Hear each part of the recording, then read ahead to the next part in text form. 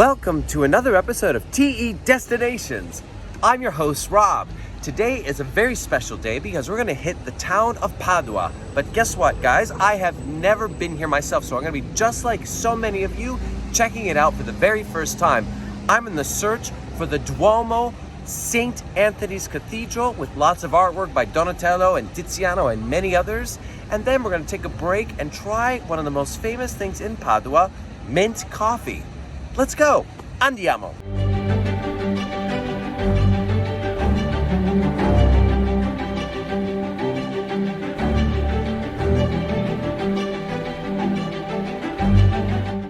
Padua is very easy to get to.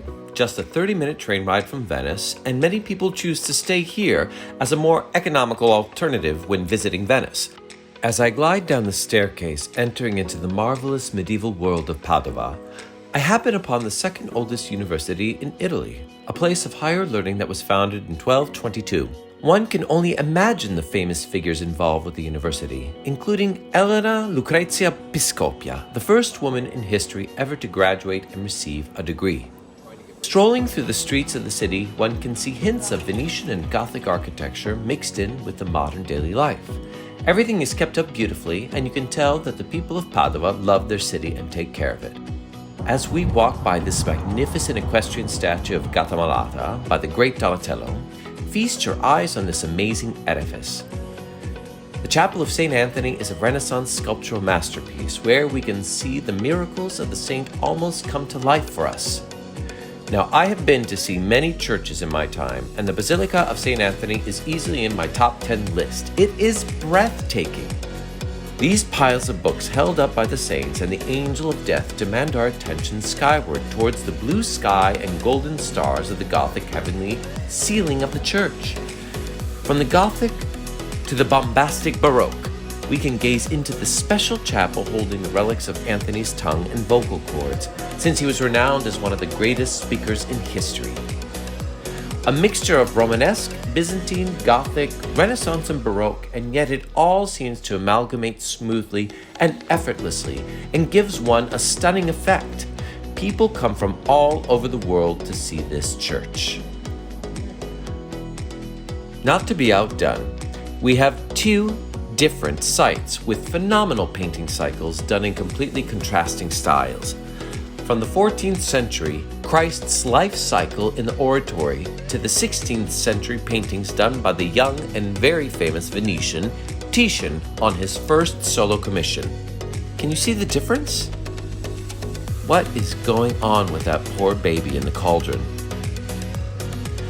After such a moving experience, it sure is nice to get some fresh air in this pristine park surrounded by a canal. Prato della Valle, the largest square in Italy, a wonderful green open space bubbling with fountains and over 87 statues. After a hop, skip, and a jump, we end up at Pedrocchi Cafe, famous for its inimitable mint coffee. Delicious. Scrumptious. You only go to coffee where you can drink it and then not have bad breath after. Delicious indeed. Now, for some strolling and shopping.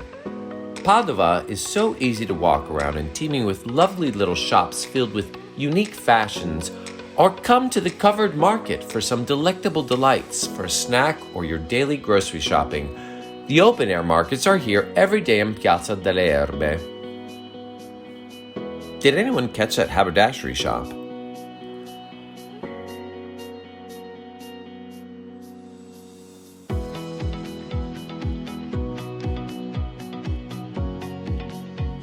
Walking through the cobblestone streets and covered porticoed arches, we can get a view of the everyday life of the Paduans as they go to and fro, usually with a bicycle. This seems like it would be a truly lovely place to live.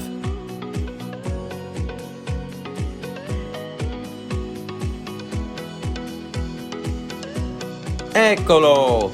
The true Duomo of Padua, the Basilica of Santa Maria, so different from St. Anthony's that it is filled with light and loftiness, truly beautiful in its simplicity.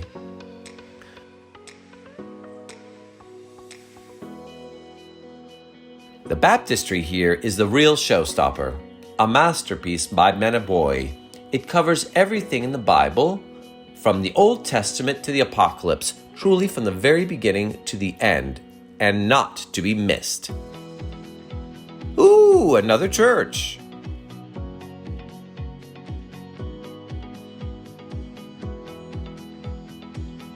I think we have earned a heartful lunch break with some pizza and a bit of Soave wine from the region helps to lift our spirits and soak everything in.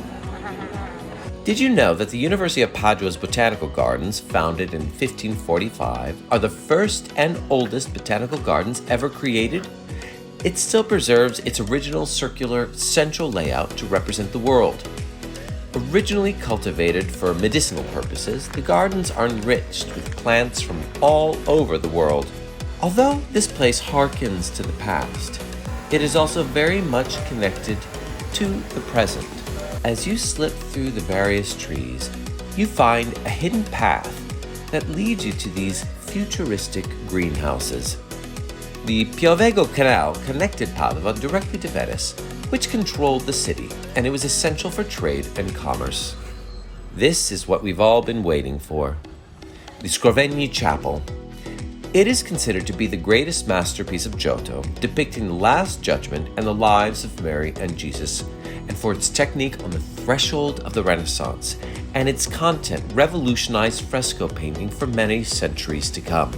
Look at the famous Kiss of Judas and see the beginnings of individual emotions and perspective beginning to be realized in art.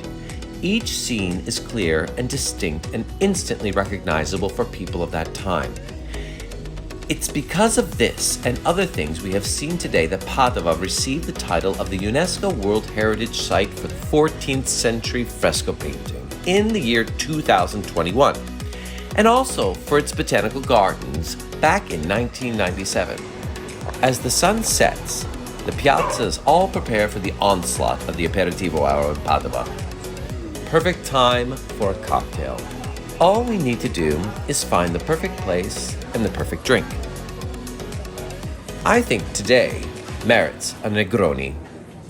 Thanks for watching our video of Padua, and a special thanks to Through Eternity Tours. Please remember to like, comment, share, subscribe, and click on that bell when you want to be notified of all our new content that we have uploaded. Ciao!